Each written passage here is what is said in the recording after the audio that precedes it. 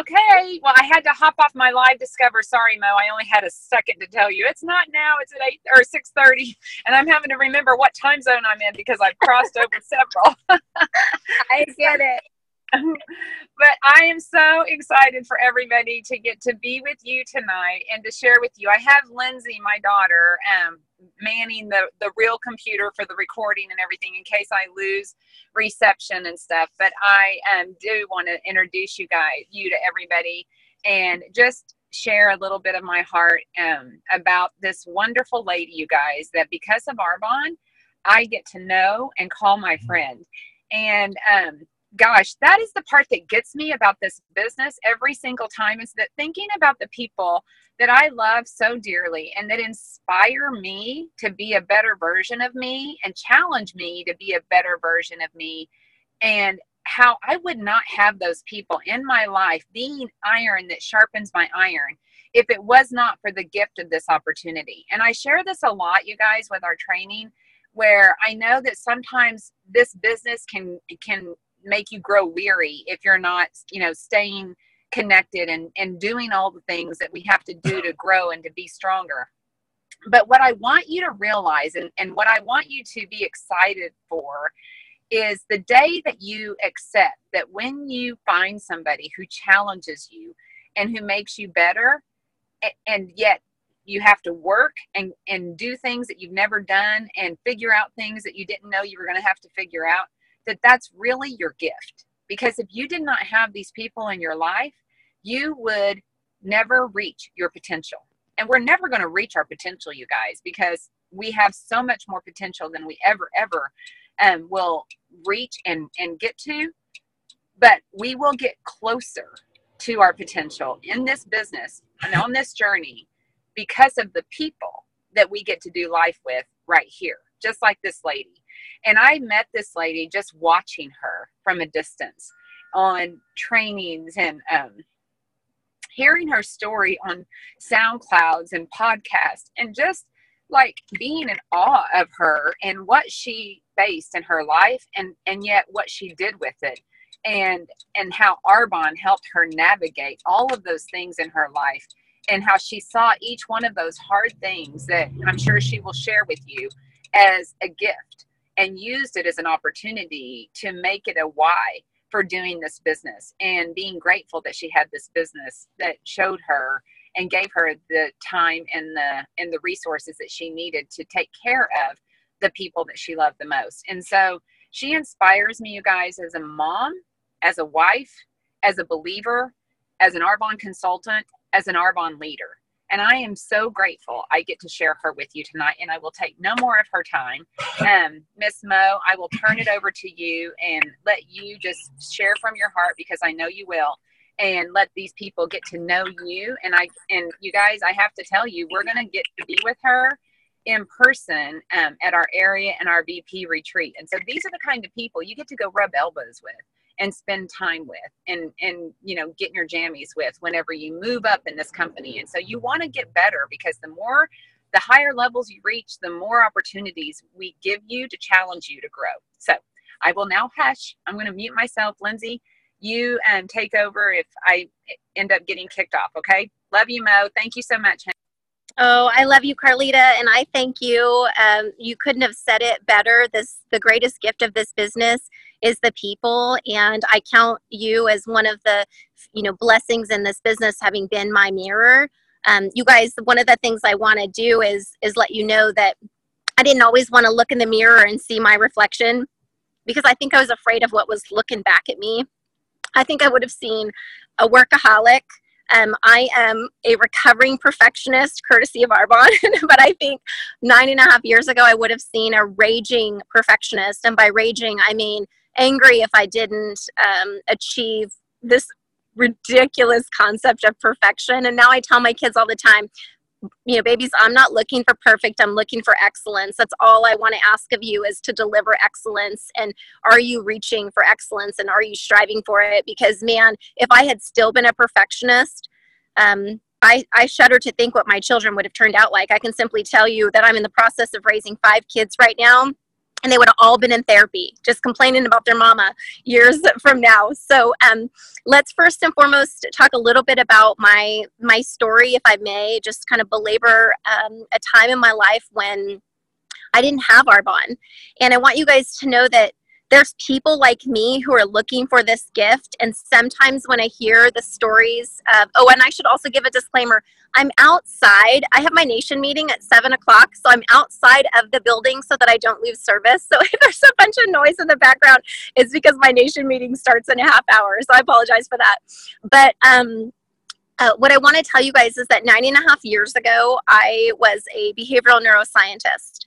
I made well over $100,000 a year, and I'd been making well over $100,000 for, really since the beginning of my career, which I began in my early 20s. I went to school to get a bachelor's and then a master's and a PhD in behavioral neuroscience, and I studied, get this, rare brain diseases. Now, I was passionate about rare brain diseases, and I went to the best of the best to study it. I studied at the most premier institute on rare brain diseases in the world, and I did not know why that study came to fruition. I think I thought it was my smarts. I probably thought it was because I sought perfection and I was just a go getter. I was born in a podiatrist office, and my mom always said that I came out running, and I've never looked back. So I think I attributed a lot of my early success, or if you can measure 90-hour work weeks and becoming the top of your field in a neuroscience world as a woman, as success, but it's what I measured at the time. And you guys, I later came to find out once I became a mom to my first child. I'm a mom of 5. My oldest is 15. My next is 14. And I have 2 10-year-olds and a 2-year-old. And I have to tell you guys, I didn't realize why I had become a neuroscientist until that first little baby was born. His name is Wyatt, and he was my first Arbonne Y. Now, I've had many since the 9.5 years since I started. But Wyatt was my first Arbonne Y. And the reason why was because at the age of 2, Wyatt started to show symptoms of what I believed was a rare brain disease. And my pediatrician, God bless him, he tried his hardest, but he told me, Mo, you just think it's neurological because that's what you're surrounded by. It's not neurological. Let's take him off of peanuts, and let's take him off of strawberries, and let's take him out of daycare. And he tried a lot of different things to help Wyatt get well. But ultimately, it would be a year later when Wyatt was suffering such severe, what I believed to be neurological conditions, that I eventually diagnosed my kid. He had 24 misdiagnoses and 2 unnecessary surgeries because he had just gone through the ringer of a system that couldn't help a kid with a rare brain disease, but a mom who could. So fast forward, years after I started studying brain diseases, rare brain disease nonetheless, it was me that diagnosed my kid with this rare brain disease, and ultimately it was a hand of a very mighty God and the hand of a very skilled surgeon and his team that actually was able to save Wyatt's life.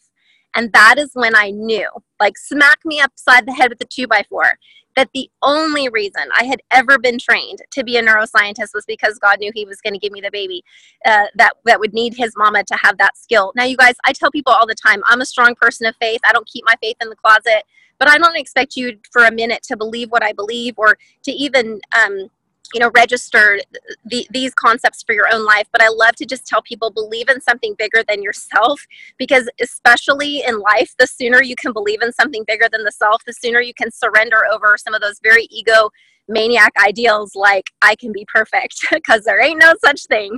But also the sooner you will be successful in this business, because this business requires a lot of surrender. And it was after Wyatt's brain surgery and his recovery that something absolutely, again, another 2x4, because I'm a big 2x4 gal. To me, nothing comes in a whisper. It's always like, bam, right upside the head. But something happened when I was laying in this hospital bed with Wyatt. The nurse had told me I needed to lay side by side to keep this little 3-year-old still.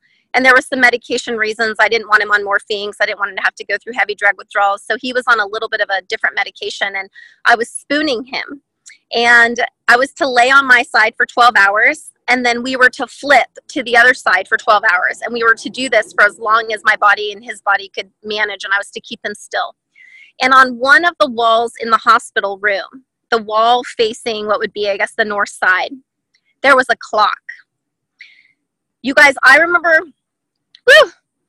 this is hard for me. I have to squeeze my butt cheeks. Okay. I remember staring at that clock. And I'm not talking about the hour hand. I'm not even talking about the minute hand. I'm talking about the red one, that little teeny tiny click, click, click, click, that second hand, the one that's ticking away the seconds of your life. And I remember staring at that little red hand, praying for seconds. I wasn't even asking God for minutes with my kid.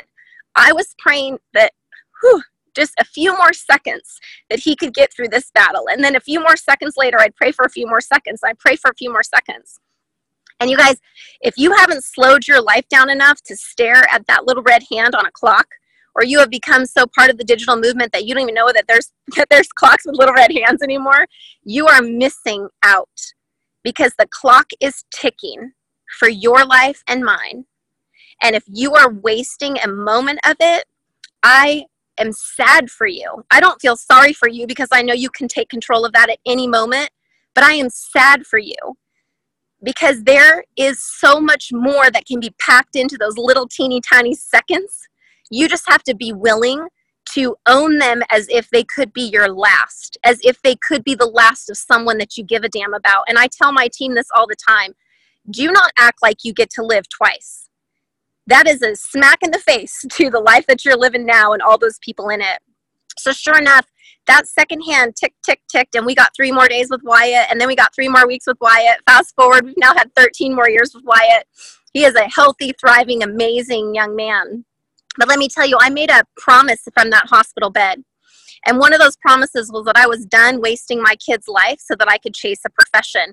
Now, I don't want for a moment to guilt all those hardworking moms and dads on this call who do your profession so that you can be amazing parents. I get it, you guys. You got to put roofs over their heads and food in their mouth, and you have to love them in a way that does require, being able to provide for them financially. But what I want to tell you guys is that I wasn't the only one working 90 hours a week.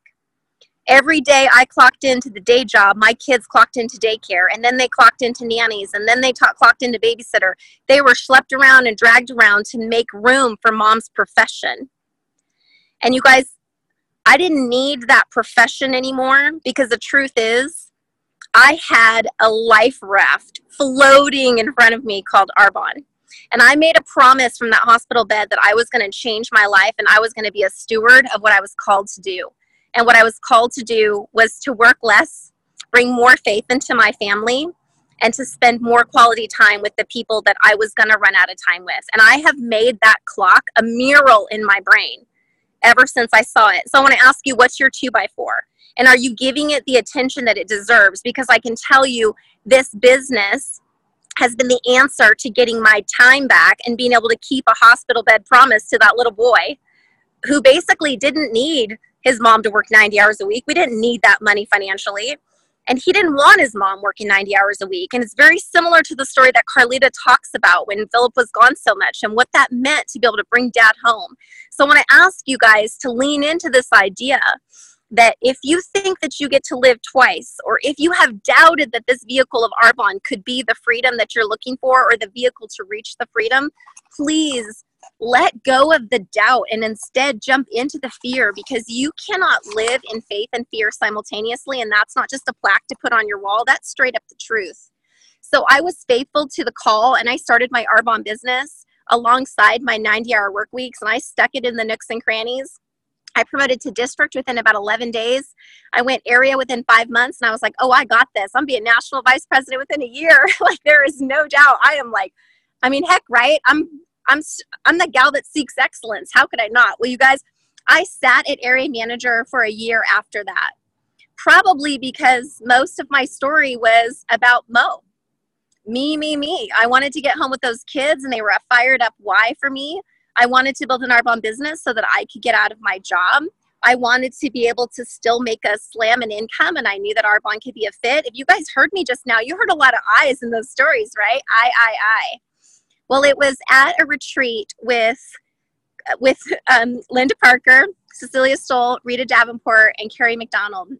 A retreat that I earned similar to the retreat that Carleeta has put out for leaders in this team. And it was called Route 66.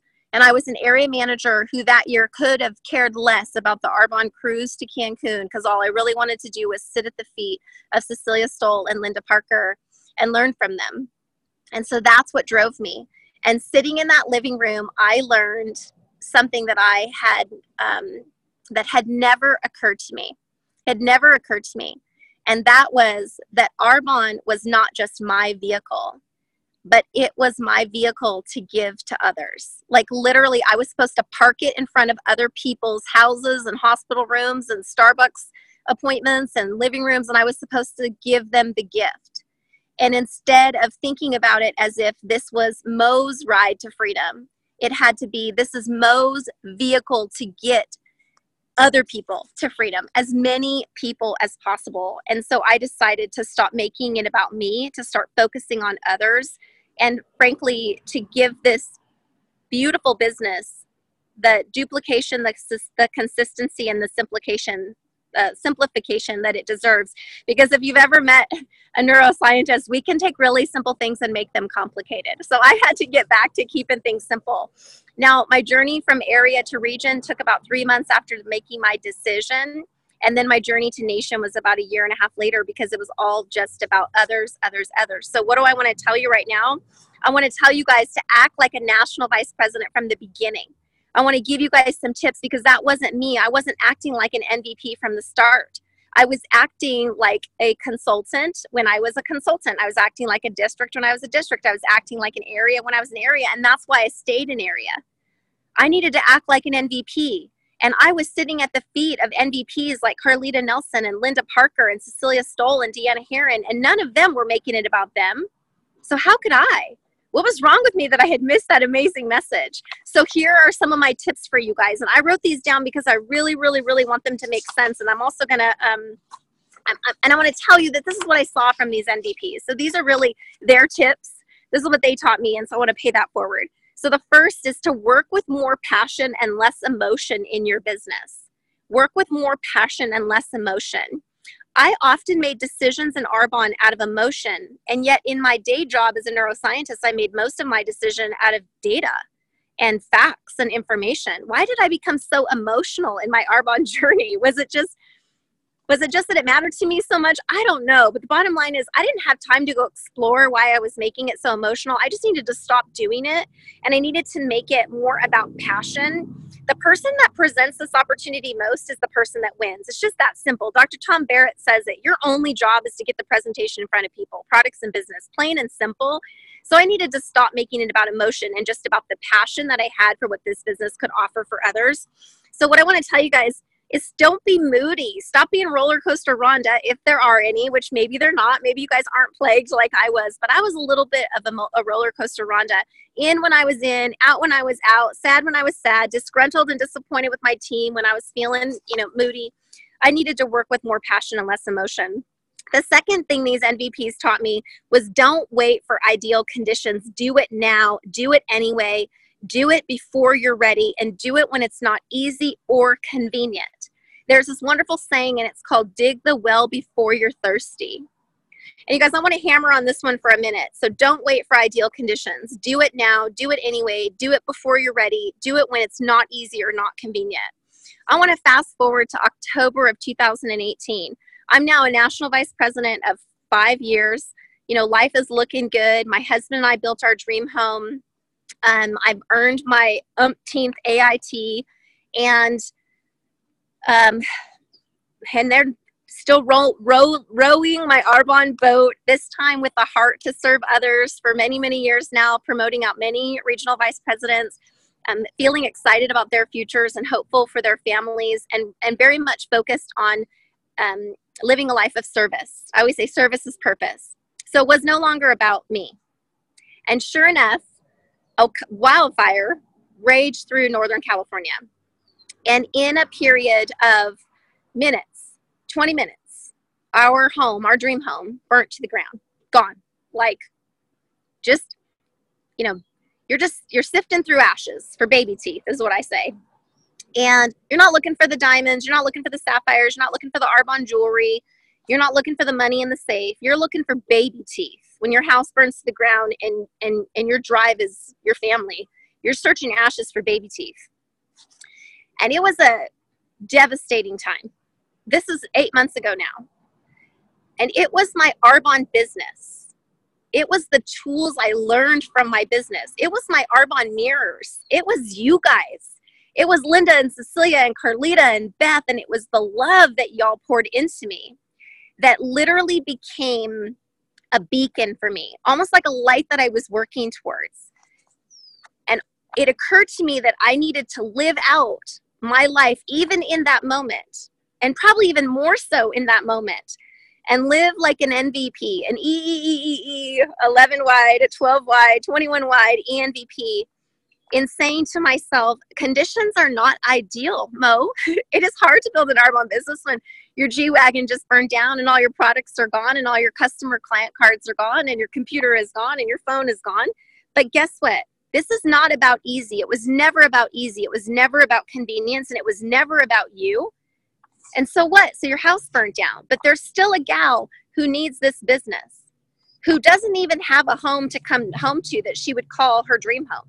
You know, she's $500 away from losing her dream home because she can't afford her mortgage every month. So stop your fussing, get out there and go find a contractor, go build a new house. Thank God you've got an Arbonne MVP paycheck. This too shall happen. But you don't have time to sit and wallow in self-pity because you have a family to raise and you have a business to build. And you guys, I can tell you this, it took me about 48 hours to come into that thinking. And I probably got there a lot faster because my house burned down while I was at AIT Mexico. Literally, you guys, it burnt to the ground while I was surrounded by my Arbonne family. How cool is that? I was surrounded by the mirrors that make me better, so that they were able to pick me up in a moment of despair and in a moment of, oh crud, what am I going to do? And they were able to pour into me the life and the love that I needed in that moment. So then I could turn around and I could breathe that out to the people that needed to hear that message the most, which was my 5 kids and my husband. And I can tell you, I've recovered pretty fast from this whole thing. It's not to say that it isn't emotional and isn't painful, but you guys, on a scale of 1 to 10, if you want to know which is the hardest thing I've ever had to deal with, the house burning down doesn't come close to almost losing Wyatt to a brain disease. So I'm able to normalize my junk, my crap, my garbage, my baggage really, really fast by remembering what hard is. So I want to ask you to ask yourself, did you have a hard Arbonne day? Did you have a bad Arbonne day? Because I'd be willing to be so presumptuous as to put it out there on your heart that there are no such things. There are no bad Arbonne days. There are not even hard Arbonne days. Not when you compare them to the stuff that you've actually had to go through that really is hard. So let's remember that on those days when our hostess cancels or someone doesn't call us back, and let's get right back into activity, even when it's not easy, even when it's not convenient, even when conditions are not ideal. That's what MVPs do, you guys. And I'm not superhuman. I don't own some type of extra special power. I just surround myself by the mirrors of excellence, and those men and women raised me up. And I also knew exactly where I needed to go in those moments that were dark. And that was to my faith. So that's why I tell you, get to that place where you can find something to believe in bigger than yourself, because man, I have literally been marched through this with God's hand. Okay, so number 3, next tip. Remember that people often overestimate what can be done in Arbonne in a year, but they underestimate what can be done in 5. You guys, my first year in Arbonne, I was probably making an extra $1,000 to $1,500 a month. You guys, I'm not sure that Carleeta wants me spouting out my income, so I won't, but I will tell you this. I've made more in a month in Arbonne than most people make in a year. How is that right? How is that normal? How is that even reasonable? I always feel like when my paycheck comes that I should apologize to somebody, and certainly fess up like I'm not worth this much. But they told me that was going to happen. They told me, my leaders told me that at some point in my business, I was going to say, this isn't worth it. And at some point in my business, after I stuck with it, I was going to hear, I'm not worth this much. And I was going to repeat those words, I'm not worth this much. And so you guys, now what do? Well, you can bet that there's a hospital in Southern California that gets a nice portion of Mo's Arbonne check because they saved my baby's life.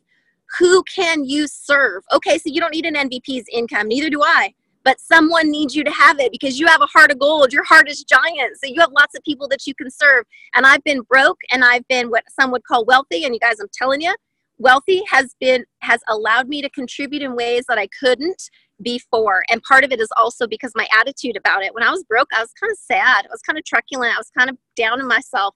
Now that we have more to give, I am feeling a sense of urgency, excitement that my clock is ticking and I have got to give to others a lot. And now, and not wait. So write the check, write it before you can write it.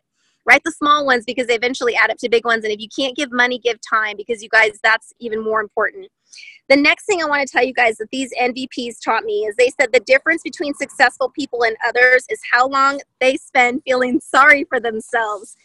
No pity parties if you want to be an NVP. We don't have time to feel sorry for ourselves because we're supposed to raise others up. So we got to get through our bad days, quote unquote, fast.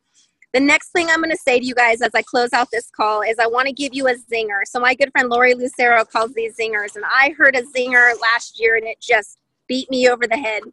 And I thought, I'm never going to forget that. And it's Jen Sincero who writes, "You are a badass and you are a badass at making money." She says, "The walls of your comfort zone are painstakingly decorated with your lifelong collection of treasured excuses." Now I'm going to say that one more time because I love this one. I hope that it punches you in the tummy. The walls of your comfort zone are painstakingly decorated with your lifelong collection of treasured excuses. You guys, what's the wallpaper on your comfort zone right now? What are the excuses that you've been telling yourself for why you haven't ... promoted to the next level, exceeded your last paycheck, done the sponsoring that you need to, earned the most recent incentive? What are those painstakingly decorated comfort zones looking like for you? What do they look like? Because you guys, I'm going to tell you this. I don't want to live in the walls of my comfort zone painstakingly decorated by the BS that I have told myself for years. I am going to break free of that. I am going to break free of my comfort zone and I'm leaving my excuses behind. There is no excuse worthy of wasting my life. None whatsoever. And there is no excuse for not leaning into this business and letting it be the vehicle that can change your life and most certainly could change others. So I say, God bless you. I say, Godspeed. And I just tell you guys, thank you so much for letting me share my heart tonight. It is an absolute joy to be with you. Love ya. Love you, honey. I know you have to run to your meeting. Thank you so much. You could have even told me no, you silly girl, for doing all of this. This is how you roll. And it's why I love you so much, because I love do you. So, bye, guys. I will see you soon. Okay. See ya. Bye, everyone. I know you were blessed tonight.